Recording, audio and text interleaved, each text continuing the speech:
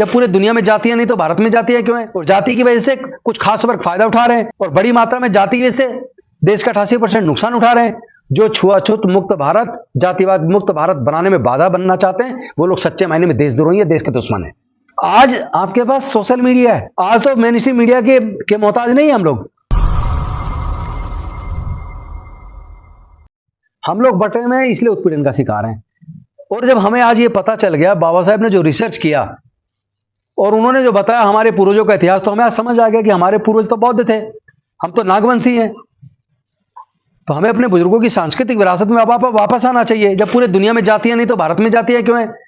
और जाति की वजह से कुछ खास वर्ग फायदा उठा रहे हैं और बड़ी मात्रा में जाति की वजह से देश का 88% नुकसान उठा रहे हैं।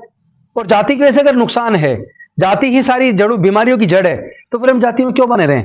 इसलिए हमने संकल्प किया हम अपने बुजुर्गों की सांस्कृतिक विरासत में घर वापसी करेंगे। दूसरा सवाल इसी से जुड़ा, सीधा सीधा जो आपने कहा कि ईसाई बने, कुछ सिख बने, कुछ मुस्लिम बने, लेकिन ज्यादातर वो हिंदू धर्म में गए, ज्यादातर हिंदू हैं जो हमारे अनुसूचित जाति के लोग। तो हिंदू धर्म से घर वापसी, ये जो आप काम कर रहे हैं बहुत चुनौती वाला काम है और बहुत इसमें कई तरह की परेशानियां भी आ सकती हैं, क्योंकि अभी जो देश में माहौल है उसकी रीढ़ जो है, राजनीति की रीढ़ धर्म है।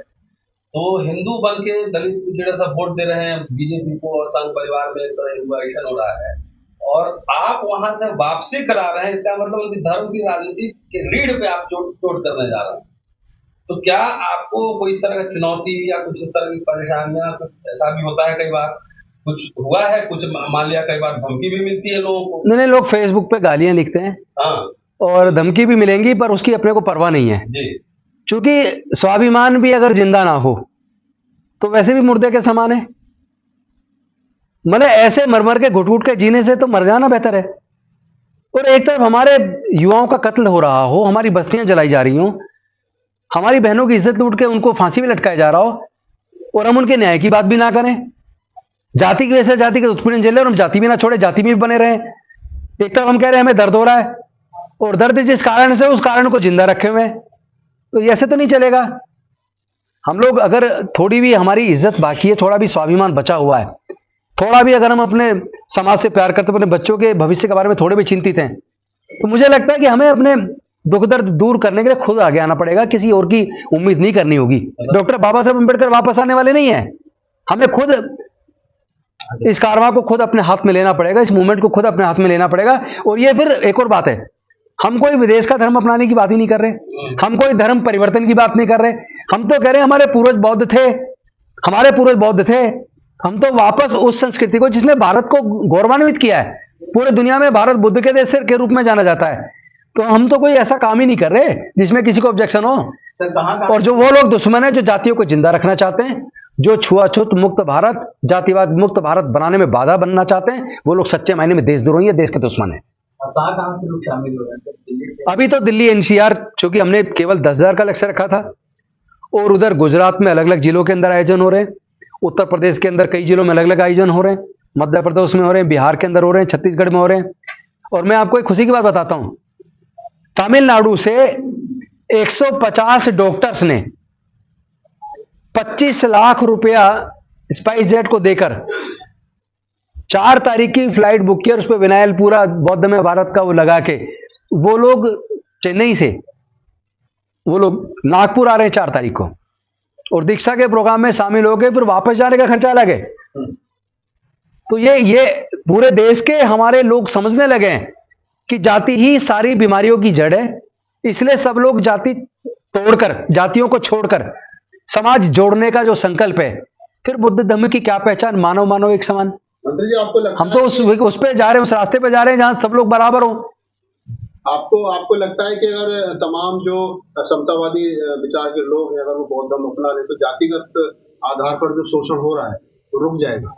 देखिए, जिस दिन हमारे समाज के लोग पूरे बौद्ध बन गए, जिस दिन बहुजन समाज के लोग या जो लोग जाति की वजह से उत्पीड़ित हैं, जिनको हजारों साल तक जाति की वजह से परेशान किया, संपत्ति से दूर रखा, पढ़ाई से दूर रखा, ज्ञान से दूर रखा, व्यापार से दूर रखा, उनकी जनसंख्या ही 80% से ज्यादा है। तो 135 करोड़ 130-135 करोड़ भारत के लोग हैं, उसमें से अगर 110 करोड़ लोग अगर एक साथ बन गए, फिर किसकी हिम्मत है जो उनका शोषण कर दे? ये तब तक शोषण चलेगा जब तक आप जाति में बने रहोगे, हजारों जातियों में टुकड़ों में बटे रहोगे, तब तक शोषण चलता रहेगा। लेकिन जिस दिन आपने अपने अंदर फैले हुए जातिवाद को खत्म कर दिया, तो जिन लोगों ने जातियां बनाई हैं वो जाति खत्म नहीं करेंगे। लेकिन जिस दिन आपने जाति खत्म करके आपस में एकजुटता बना ली, उस दिन जिन्होंने जाति बनाई वो खुद जाति खत्म करने के लिए इस आंदोलन में आगे आ जाएंगे। ये मेरा दावा है। एक जो यंगस्टर जो नई जनरेशन आ रही है उनको बीजेपी ने बहुत कंट्रोल किया हुआ। बिहार का आपने जिक्र किया, बिहार में भी काम करें, उस तरफ जो ओबीसी और SC/ST के बच्चे उन पर ज्यादा टारगेट है, वेस्ट बंगाल से वहां भी बहुत टारगेट है। ऐसे में कितना चैलेंज है यंगस्टर को ये बताना कि हम जाति को तोड़कर आगे बढ़ें? देखिए, चैलेंज पहले की तुलना में बहुत कम हो गया, हल्का हो गया है। अब चैलेंज उतना कठिन नहीं है। मैं 54 साल का हूं, 14 साल की उम्र से लगातार समाज के आंदोलन में, मूवमेंट में, अम्बेडकरी मूवमेंट में हूं। उस वक्त तो एक जगह से दूसरे जगह तक सूचना देना मुश्किल था, पर्सनली जाना पड़ता था। साइकिल पे जाते थे या 2 व्हीलर पे जाते थे, बल्कि जब शुरुआत की थी तब तो 2 व्हीलर भी नहीं थे, साइकिल पे जाते थे या पैदल जाते थे या बस से जाते थे। और उसके बाद आंदोलन चलता, धीरे धीरे कुछ खास घरों में लैंडलाइन फोन आए, किसी के घर जाना पड़ता था फोन करने के लिए, नंबर भी देते थे तो बोलते थे इतने बजे फोन करना, मैं वहां पहुंच जाऊंगा। आज आपके पास सोशल मीडिया है, आज तो मेन स्ट्रीम मीडिया के मोहताज नहीं है हम लोग। आज तो हमारे सबके पास मोबाइल है, मोबाइल से सोशल मीडिया सारी बातें, सारे संदेश जा रहा है। आप सबके यूट्यूब चैनल के माध्यम से पूरी दुनिया में संदेश जा रहा है। तो अब चैलेंज हल्का हो गया है, पहले चैलेंज कठिन था। दूसरी बात, पहले मूवमेंट हमारे जिन लोगों ने शुरू किया वो बूढ़े होकर मर गए, लेकिन मूवमेंट अपने साथ लेके मर गए। आज मुझे इस बात को बताते बड़ी खुशी हो रही है और गर्व भी और गौरव भी हो रहा है। ये आज तो हमारे कॉलेज के पढ़ने वाले बच्चे, नौकरियों में रहने वाले लोग, सारे यंग लोग, वो ही सोशल मीडिया पे पूरी तरह खुल के न्याय की बात कर रहे हैं, न्याय की आवाज उठा रहे हैं। तो अब तो यूथ ने अपने हाथ में ले लिया आंदोलन। अब उतनी तकलीफ नहीं है जितनी पहले थी। तो मैं समझता हूं पहले की तुलना में रास्ता आसान हो गया है। अभी आप कह रहे हैं दिल्ली के जो लोग हैं उन्हीं को प्रोग्राम रखा है, लेकिन सर सबसे बड़ी प्रॉब्लम तो ये है कि इसमें जो जागरूक लोग हैं वो तो ऑलरेडी है ही, और मैक्सिमम जो लोग उन लोगों पर अत्याचार न के बराबर, क्योंकि वो जागरूक है, उस चीजों को संभालते चलते हैं। लेकिन चैलेंज तो वहाँ है जो गाँव के लोग हैं, जो पढ़े लिखे नहीं है, पहले से ही काफी दबे कुचले हैं। तो ऐसे लोगों को मतलब इस धारा से कैसे जोड़ सकते हैं? मैं आपको एक बात बता दूं, और बड़े मुझे इस बात का खुशी भी है कि गांव के लोग जुड़ रहे हैं बहुत बड़ी मात्रा में।